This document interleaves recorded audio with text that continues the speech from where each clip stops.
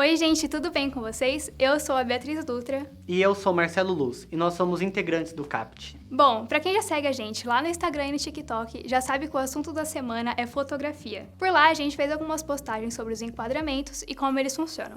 E aqui, hoje pra vocês, a gente vai colocar em prática todo o conhecimento que a gente viu por lá. E aproveitando que La Casa de Papel tá muito em alta, a gente usou como objeto de estudo pra vocês. E se você é do tipo de pessoa que só assiste a série depois que ela tá acabando, toma cuidado, porque pode conter spoilers. E para facilitar para vocês, a gente resolveu dividir em dois tópicos, os ângulos e os planos.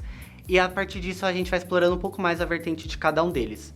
Vamos lá? Segundo o site primeirofilme.com.br, enquadrar é decidir o que faz parte do filme em cada momento de sua realização. Enquadrar também é determinar o modo como o espectador perceberá o mundo que está sendo criado pelo filme. Os enquadramentos precisam de 3 elementos para serem executados: os planos, o lado do ângulo e a altura do ângulo. Hoje a gente vai começar falando sobre os planos. O plano, ele determina o tamanho que os personagens ou os objetos vão ficar no quadro, que é a tela que a gente assiste. E essa escolha é muito legal porque ela pode determinar o que a gente vai pensar assistindo determinadas cenas. Legal, né? Sim, e é legal falar que existem diversos tipos de planos e a gente vai abordar cada um deles agora e vamos começar pelo plano geral. O plano geral é aquele que o personagem fica por inteiro na cena e fica com destaque junto com o ambiente. Por exemplo, no primeiro episódio de La Casa de Papel, podemos ver um exemplo desse plano quando enquadra o professor e os escolhidos para o maior roubo da história. O plano médio é o plano que grava os personagens da cintura pra cima, que é o plano que a gente tá aqui pra vocês. A gente ocupa um grande espaço da tela, mas ainda tem um espacinho do lado.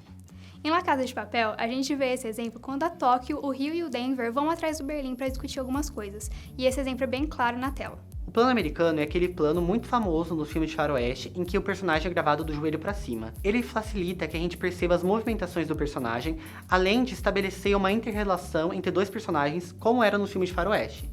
Esse exemplo é bem claro na cena onde Berlim sobe as escadas do Banco da Espanha, o novo local do assalto, juntamente com um dos seguranças particulares do governador.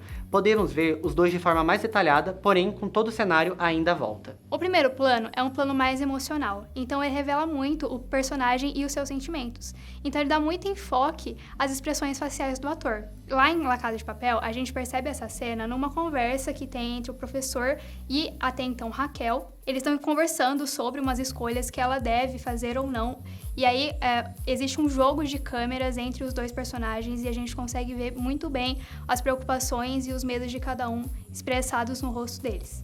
O primeiríssimo primeiro plano, ou mais conhecido como close, ele enquadra e destaca partes do rosto do personagem ou um outro detalhe. Ele fica entre o primeiro plano e o plano detalhe que falaremos a seguir. Esse tipo de plano, ele destaca muito as emoções, as expressões do ator, como pode ser visto em La Casa de Papel, na chegada do Berlim no Banco da Espanha, com planos totalmente focados nas suas ações dentro do local do assalto. O plano detalhe, ele faz jus ao nome. Ele apresenta as cenas nos mínimos detalhes. É até um mistério quando a gente está assistindo, porque a gente não entende direito o que está acontecendo ali. Mas depois que o plano abre, a gente consegue compreender tudo certinho. Por exemplo, o plano detalhe, ele é apresentado em 2 cenas, e uma delas é onde a Sierra analisa documentos das prisões anteriores de Nairobi, que é de uma forma de mostrar detalhadamente alguns pontos da documentação, até compreendermos as imagens e entender do que se trata. Outra cena que a gente gosta muito é numa cena da parte 1, onde o plano é utilizado, onde os assaltantes implementam a escuta dentro de um dos óculos dos policiais, o Angel, que eles estão dentro da Casa da Moeda e pegam o óculos dele. E aí eles permitem que a gente consiga ver detalhadamente todo o processo dessa escuta. O grande plano geral é um plano que pode utilizar de diversos tipos de plano. Ele ajuda o telespectador a se situar onde está ocorrendo aquela história, em que tempo e lugar.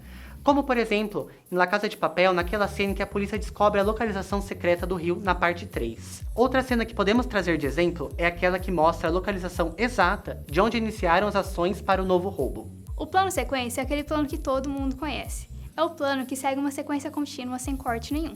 Um exemplo disso na Casa de Papel é a fuga do primeiro assalto, quando a Tóquio, o Rio, o Denver e a Estocolmo estão fugindo dos policiais que acabaram de invadir a Casa da Moeda.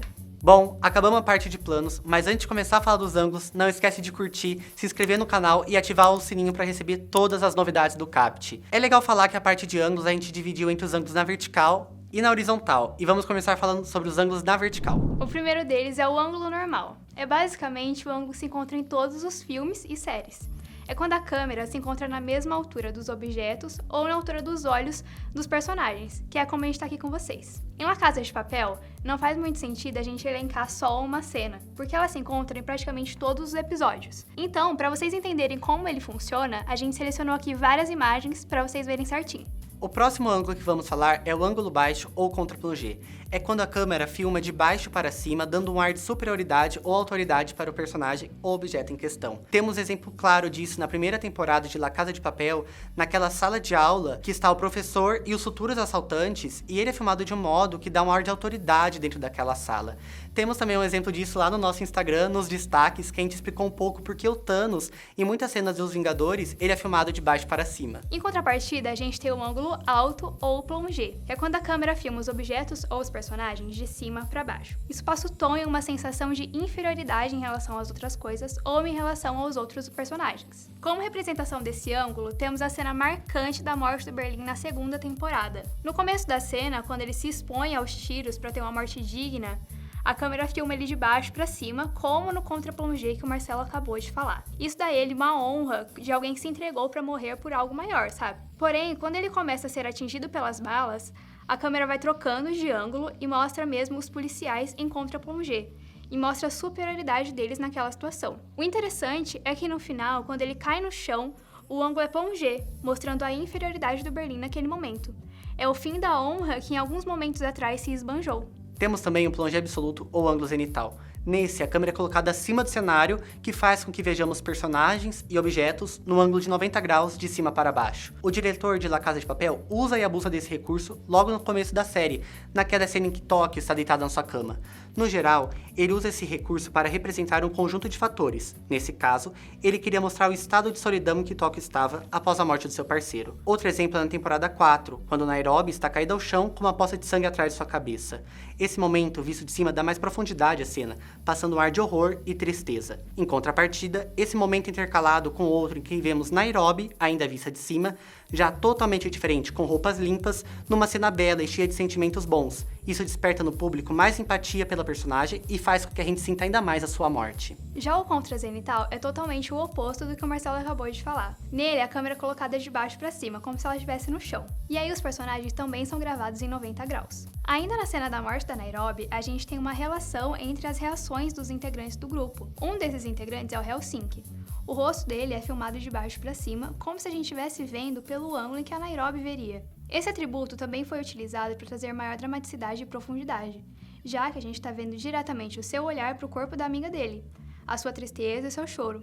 Então nós nos sentimos mais empáticos e inclusos naquela cena. Agora entrando nos ângulos horizontais, temos o ângulo frontal, em que a câmera é alinhada ao nariz do personagem.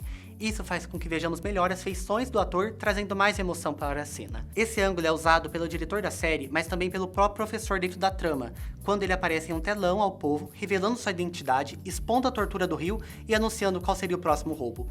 O ângulo que ele escolhe para a filmagem é o frontal, pois como dito anteriormente, ele torna a cena mais emotiva com maior facilidade, e com isso, a cena da grande revelação ela parece maior e mais emocionante. No ângulo lateral, os personagens são gravados de perfil, que é de lado. Ele geralmente aparece quando existem dois personagens conversando entre si. Para esse exemplo, a gente pegou uma cena onde o Palermo conversa com o professor enquanto arruma a gravata de Berlim. O legal dessa cena é que a gente consegue ver a autonomia do diretor, porque ele usa o ângulo inovando, porque ele inclui uma terceira pessoa, mesmo usando o ângulo lateral.